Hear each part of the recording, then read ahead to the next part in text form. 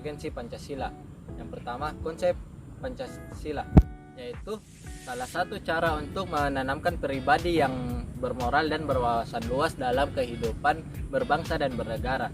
Oleh karena itu, pendidikan tentang Pancasila perlu diberikan di setiap jenjang pendidikan, mulai dari tingkat dasar, menengah, dan perguruan tinggi.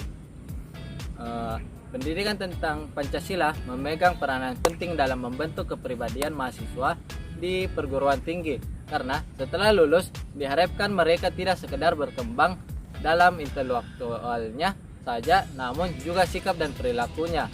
Sikap dan perilakunya itu diharapkan menjadi dasar keilmuan yang dimilikinya agar bermanfaat pada diri, keluarga, dan masyarakat. Yang kedua, urgensi Pancasila, yaitu mata kuliah pendidikan Pancasila diberikan karena adanya kesadaran akan perlunya pendidikan yang berkesinambungan mulai dari sekolah dasar sampai perguruan tinggi. Diharapkan dalam pemahaman yang semakin mendalam akan nilai-nilai Pancasila, generasi muda dapat mengimplementasikannya dalam kehidupan sehari-hari.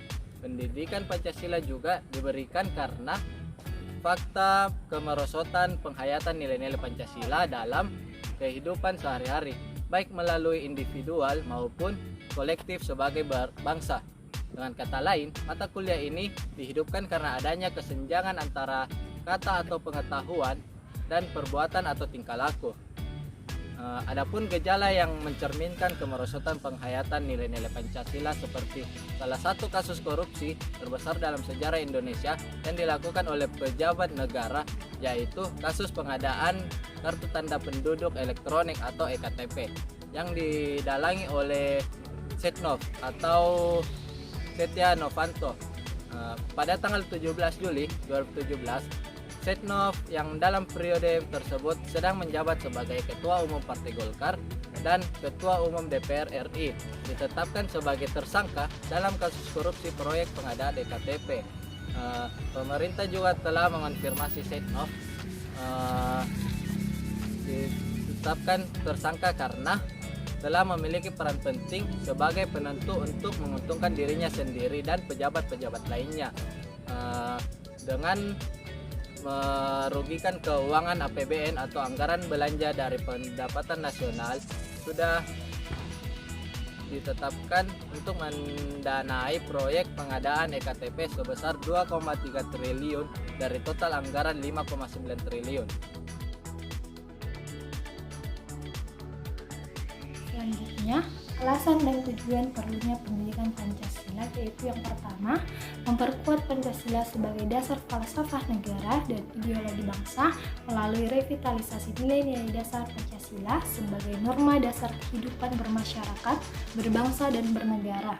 Yang kedua, memberikan pemahaman dan penghayatan atas jiwa dan nilai-nilai dasar Pancasila kepada mahasiswa sebagai warga negara Republik Indonesia dan membimbing untuk dapat menerapkannya dalam kehidupan bermasyarakat, berbangsa, dan bernegara. Adapun tujuan perlunya pendidikan Pancasila di perguruan tinggi, yaitu yang pertama, dapat memahami dan mampu melaksanakan Pancasila dalam kehidupan sebagai warga negara Indonesia. Yang kedua, menguasai pengetahuan tentang beragam masalah dasar kehidupan bermasyarakat, berbangsa, dan bernegara yang hendak diatasi dengan penerapan pemikiran yang berlandaskan Pancasila. Yang ketiga, memupuk sikap dan perilaku yang sesuai dengan nilai-nilai dan norma Pancasila sehingga mampu menanggapi perubahan yang terjadi dalam rangka keterpaduan iptek dan pembangunan. Dan yang keempat, membantu mahasiswa dalam proses belajar, proses berpikir, memecahkan masalah, dan mengambil keputusan dengan menerapkan strategi heuristik terhadap nilai-nilai Pancasila.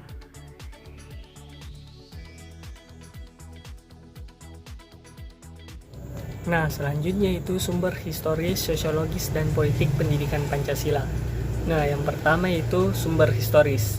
Bangsa Indonesia terbentuk melalui proses yang panjang, mulai zaman kerajaan Kutai, Sriwijaya, Majapahit, sampai datangnya penjajah.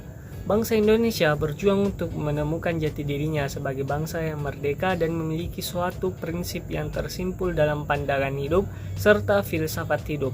Di dalamnya tersimpul ciri khas, sifat, karakter bangsa yang berbeda dengan bangsa lain. oleh para pendiri bangsa kita dirumuskan secara sederhana namun mendalam yang meliputi 5 prinsip atau sila dan diberi nama Pancasila. Selanjutnya itu sumber sosiologis. Landasan keberlakuan sosiologis merujuk kepada penerimaan warga masyarakat sebagai sesuatu yang dibutuhkan secara ideologi, politik, ekonomi, sosial budaya, pertahanan, dan keamanan.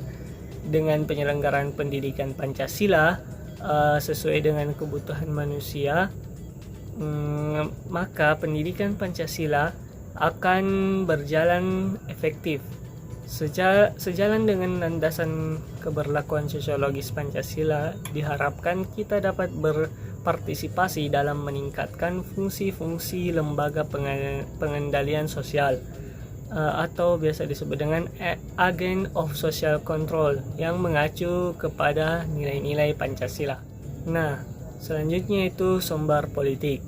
Fenomena kehidupan politik bangsa Indonesia menjadi salah satu materi menarik dalam pendidikan, dikarenakan pola pikir masyarakat Indonesia dalam kehidupan politik dilaksanakan berdasarkan 5 sila. Pola pikir untuk membangun kehidupan politik yang murni dan absolut dilaksanakan semua masyarakat Indonesia harus sesuai dengan 5 sila. Etika politik Pancasila bisa digunakan sebagai instrumen dalam pengujian perilaku politik negara, terkhusus sebagai salah satu pilihan kritis untuk menentukan hak dari kebijakan dan tindakan pemerintah dengan melihat kesesuaian dan tindakan pemerintah dengan makna prinsip-prinsip Pancasila. Selanjutnya itu dinamika dan tantangan pendidikan Pancasila.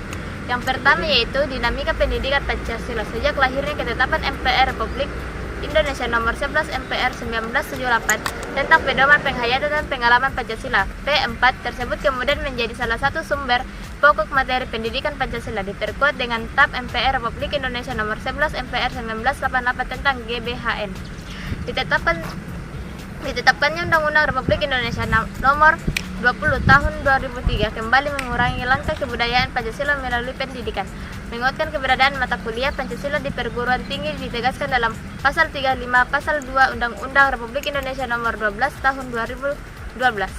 Pasal 2 menyebutkan bahwa pendidikan tinggi berdasarkan Undang-Undang Dasar Negara Republik Indonesia tahun 1945, Negara Kesatuan Republik Indonesia dan Bhinneka Tunggal Ika.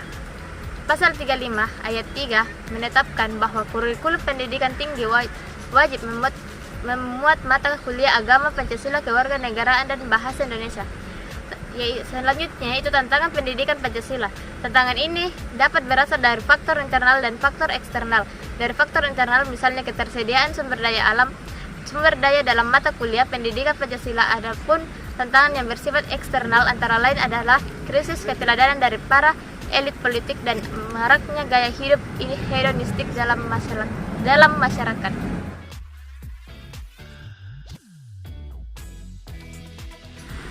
Oke, yang terakhir, esensi dan urgensi pendidikan Pancasila untuk masa depan. Yang pertama, esensi pendidikan Pancasila. 1. Pengantar perkuliahan pendidikan Pancasila. Yang kedua, Pancasila sebagai dasar negara. Yang ketiga, Pancasila sebagai ideologi negara. Yang keempat, Pancasila sebagai sistem filsafat. Yang kelima, Pancasila sebagai sistem etika. Dan yang terakhir, Pancasila sebagai dasar nilai pengembangan ilmu. Poin yang kedua, urgensi pendidikan Pancasila. Melalui pendidikan Pancasila dan kewarganegaraan, warga negara Republik Indonesia diharapkan mampu memahami, menganalisa, dan menjawab masalah-masalah yang dihadapi oleh masyarakat, bangsa dan negaranya secara konsisten dan berkesinambungan dengan cita-cita dan tujuan nasional seperti yang digariskan dalam pembukaan Undang-Undang Dasar 1945. Dalam perjuangan non-fisik harus tetap memegang teguh nilai-nilai ini di semua aspek kehidupan, khususnya untuk memerangi keterbelakangan, kemiskinan, kesenjangan sosial, korupsi, kolusi, dan nepotisme. Menguasai iptek, mengkaitkan kualitas sumber daya manusia agar memiliki daya saing, memelihara serta menjaga persatuan dan kesatuan bangsa, dan berpikir objektif, rasional, serta mandiri.